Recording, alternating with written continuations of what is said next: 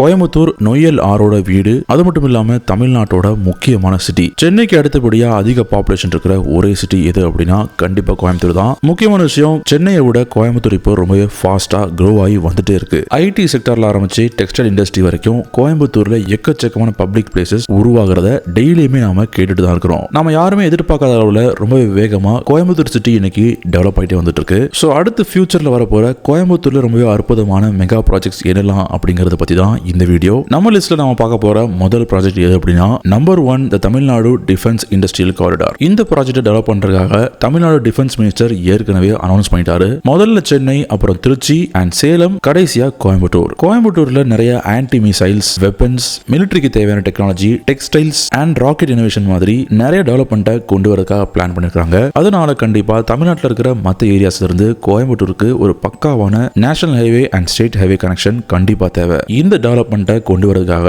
Defence minister என்ன பண்ணிருக்காங்க அப்படின்னா கோயம்புத்தூர்ல இருக்கிற சூலூர்ல இந்த இன்ஃப்ராஸ்ட்ரக்சரை டெவலப் பண்றதுக்காக பிளான் பண்ணிருக்காங்க. இதுக்கு ஒதுக்கப்பட்ட ஃபண்ட் எவ்வளவு அப்படின்னா கிட்டத்தட்ட 11,000 கோடி. இந்த இன்ஃப்ராஸ்ட்ரக்சர்ல மொத்தமா 53 கம்பெனியை கட்ட போறதா அனௌன்ஸ் பண்ணிருக்காங்க. அது மட்டும் இல்லாம இந்த இடத்துல இன்னும் நிறைய பிசினஸ் அண்ட் பெரிய பெரிய கார்ப்பரேட் கம்பெனிஸ் கூட இன்வெஸ்ட் பண்றதுக்கு பிளான்ஸ் வச்சிருக்காங்க. இந்தியா பூராவுமே அங்கங்க டிஃபென்ஸ் காரிடாரை உருவாக்கிட்டு இருக்கிறதுனால கண்டிப்பா கோயம்புத்தூர் இருக்கிற இந்த ஏரியாவும் ஒரு மிகப்பெரிய வளர்ச்சியை சந்திக்கும் அப்படிங்கிறதுல எந்த விதமான டவுட்டும் கிடையாது. கண்டிப்பா இது எல்லாமே நடந்து முடிஞ்சது அப்படின்னா India self defence and self ரிலையன்ஸ்ல நம்பர் 1 இருக்கும். நம்ம அடுத்து பார்க்க போற ரெண்டாவது ப்ராஜெக்ட் எது அப்படின்னா தி பிராட்வே மால். அதிர்ஷ்டவசமா இந்த ப்ராஜெக்ட் எந்த விதமான ஃபிளாவும் இல்லாம எந்த விதமான டிலேயும் இல்லாம ரொம்பவே சீக்கிரமா கட்டி முடிச்சிட்டாங்க. கோயம்புத்தூர்லயே ஃபர்ஸ்ட் டைமா இந்த ப்ராஜெக்ட்ல தான் ஐமேக்ஸ் ஸ்கிரீன் தியேட்டரை கட்டியிருக்காங்க. இதுல முக்கியமான விஷயம் என்ன அப்படின்னா இந்த தியேட்டர்ல மொத்தம் 9 ஸ்கிரீன்ஸ் அமைக்கப்பட்டிருக்கு. கோயம்புத்தூர்ல அவினாஷி ரோடு பக்கத்துல இருக்கிற KMCH ஹாஸ்பிட்டல் பக்கத்துல தான் இந்த மாலை லொகேட் பண்ணிருக்காங்க. கண்டிப்பா இன்னைக்கு போய் நீங்க பாத்தீங்கன்னா கூட தெரியும் இந்த மால் ரொம்பவே லக்ஸரியஸா ஹைடெக்கா டிசைன் பண்ணி கன்ஸ்ட்ரக்ஷன் பண்ணிருக்காங்க. ஆரம்பத்துல என்ன பிளான் பண்ணிருந்தாங்க அப்படின்னா இந்த ப்ராஜெக்ட்டை 2022ல ஓபன் பண்ணிடலாம் அப்படின்னு பிளான் பண்ணிருந்தாங்க. ஆனா கொஞ்சம் டெட்லைன் தள்ளி போய் 2023ல இந்த ப்ராஜெக்ட்டை கம்ப்ளீட்டா முடிச்சு ஓபன் பண்ணிட்டாங்க. இன்னைக்கு வரைக்குமே இந்த மால் ரொம்பவே சக்சஸ்ஃபுல்லா ரன் ஆயிட்டு இருக்கு. நம்ம லிஸ்ட்ல இருக்கிற மூணாவது லென்த்தியான ப்ராஜெக்ட் எது அப்படின்னா கண்டிப்பா அவினாஷி எலிவேட்டட் ரோடு ப்ராஜெக்ட் தான். ஏன்னா இந்த ப்ராஜெக்டோட மொத்த நீளம் கிட்டத்தட்ட 10 கிலோமீட்டர்ஸ். அது மட்டும் இல்லாம இந்த ப்ராஜெக்ட் கன்ஸ்ட்ரக்ஷன் பண்றதுக்கு உண்டான டோட்டல் காஸ்ட் எவ்வளவு அப்படின்னா கிட்டத்தட்ட 1621 கோடி. முதல்ல இந்த ப்ராஜெக்ட்டை 2019ல தான் ப்ரோபோஸ் பண்ணாங்க. இந்த ப்ராஜெக்ட்டை மொத்தமாவே தமிழ்நாடு கவர்மெண்ட் அண்டர்டேக் பண்ணி ரன் பண்ணிட்டு இருக்காங்க. 2022ல முடிச்சிடலாம் அப்படின்னு சொல்லி ஒரு எஸ்டிமேஷன் கொடுத்திருந்தாங்க. ஆனா இந்த ப்ராஜெக்ட் இனிமே முடியாம தள்ளி போயிட்டே தான் இருக்கு.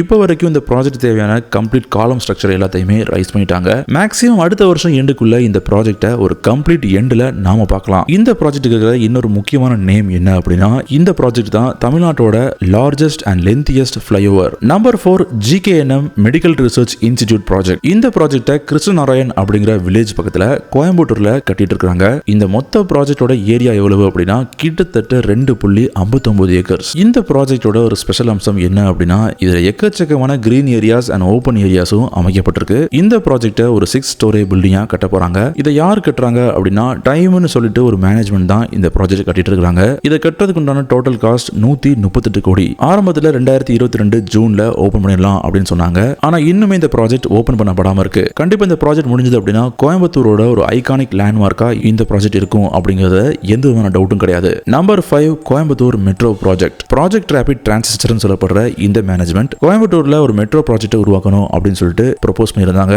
இதுக்கு இருக்கிற இன்னொரு பேர் என்ன அப்படின்னா வே மெட்ரோ. ஆரம்ப காலகட்டத்தில் 2010ல சென்ட்ரல் கவர்மெண்ட் மெட்ரோ ரயில் ப்ராஜெக்ட்டை முதல்ல ப்ரோபோஸ் பண்ணாங்க. ஆனா ஸ்டேட் கவர்மெண்ட் என்ன சொல்லியிருந்தாங்க அப்படின்னா மோனோ ரயில் பண்ணலாம் அப்படிங்கிற மாதிரி அவங்க தரப்புல இருக்கிற ஐடியாஸை சொல்லியிருந்தாங்க. இதனால மறுபடியும் இந்த எல்லாமே தள்ளி போயிட்டு இருந்துச்சு. ஆனா 2013ல ரித்தன்ஜின்னு சொல்லப்படுறவர் ஒரு சர்வேயை பண்ணாரு. சர்வே பண்ணி முடிச்சதுக்கு அப்புறம் தமிழ்நாட்டில் எங்கெல்லாம் மெட்ரோ ட்ரெயின் பாசிபிள் அப்படிங்கிற ஒரு அறிக்கையை வெளியிட்டிருந்தாங்க. கடைசியா 2017ல AK பழனிசாமி இந்த ப்ராஜெக்ட்டை அப்ரூவ் பண்றாரு. சோ இப்போ 5 மெட்ரோ லைனை கட்டுறதுக்காக கவர்மெண்ட் ப்ரோபோஸ் பண்ணிருக்காங்க. இந்த ப்ராஜெக்டோட மொத்த நீளம் கிட்டத்தட்ட 147 கிலோமீட்டர்ஸ். வேற ஃபேசஸ்ல டிஃபரண்ட் டைம் லைன்ல இந்த ப்ராஜெக்ட்டை கட்டுறதுக்காக பிளான் பண்ணிருக்காங்க. இப்போ வரைக்குமே அனௌன்ஸ் பண்ணப்பட்டதுக்கு அப்புறம் எந்த விதமான ரெட் பிளாகும் இந்த ப்ராஜெக்ட்டுக்கு இல்லவே இல்ல. அபிஷியல்ஸ் என்ன சொல்றாங்க அப்படின்னா இந்த ப்ராஜெக்ட்டை ஸ்டார்ட் பண்றதுக்கு கொஞ்சம் டிலே ஆனாலும் கூடிய சீக்கிரத்தில் இந்த ப்ராஜெக்ட்டை ஆரம்பிச்சிடலாம் அப்படின்னு அபிஷியலாவே நியூஸை அனௌன்ஸ் பண்ணிருக்காங்க. ஃபியூச்சர்ல இந்த ப்ராஜெக்ட்டை பத்தியான எல்லா அப்டேட்ஸும் இந்த சேனல் மூலமா நான் உங்களுக்கு கொடுக்குறேன். இதெல்லாம் போக கோயம்புத்தூர்ல வரப்போற முக்கியமான டெவலப்மெண்ட் எது அப்படின்னா கண்டிப்பா கோயம்புத்தூரோட ரயில்வே ஸ்டேஷன் தான். ஏன்னா இப்போ பிளானிங் ஃபேஸ்ல கோயம்புத்தூரோட ரயில்வே ஸ்டேஷன் 100% இருக்கு. கூடிய சீக்கிரமே கோயம்புத்தூர் கோயம்புத்தூரோட ரெட் டெவலப்மெண்ட் ஏரியாவா ரயில்வே ஸ்டேஷன் இருக்கிறதுனால கண்டிப்பா ஒரு நல்ல செய்தியை நாம எல்லாருமே கேட்போம். ஏன்னா கோயம்புத்தூர் ரயில்வே ப்ராஜெக்டோட ஃபர்ஸ்ட் அனௌன்ஸ்மெண்ட் 2013 கொடுக்கப்பட்டிருக்கு. இதெல்லாம் போக கோயம்புத்தூரோட நியூ டெர்மினல் ஏர்போர்ட் ப்ராஜெக்ட்டும் கூடிய சீக்கிரமே டிசைன் ஃபேஸை தாண்டிடும் அப்படின்னு சொல்றாங்க. இது கூடவே கோயம்புத்தூர்ல இருக்கிற இன்டர்நேஷனல் கிரிக்கெட் ஸ்டேடியமே ஒரு பெரிய ரீவாம்பை பார்க்க போகுது அப்படின்னு சொல்லிட்டு அபிஷியல்ஸ் நியூஸ் வெளியிட்டிருக்காங்க. இந்த கிரிக்கெட் ஸ்டேடியம்க்கு உண்டான புது லொகேஷனை இன்னும் முடிவு பண்ணல. முடிவு பண்ணதுமே சீக்கிரமா நம்ம சேனல்ல அதுக்குமே செப்பரேட் வீடியோ போட்டுடலாம். ரொம்ப ஃபியூச்சர்ல இந்த டிகேடோட எண்ட்ல என்ன பிளான் பண்ணிருக்காங்க அப்படின்னா கோயம்புத்தூர் டு கரூருக்கு ஒரு மிகப்பெரிய எக்ஸ்பிரஸ் வே ப்ராஜெக்ட்டை பிளான் பண்ணிருக்காங்க. அதாவது இந்த ப்ராஜெக்ட் உண்டான பேரு என்ன அப்படின்னா தி கோபால்ட் கரூன் எக்ஸ்பிரஸ் வே.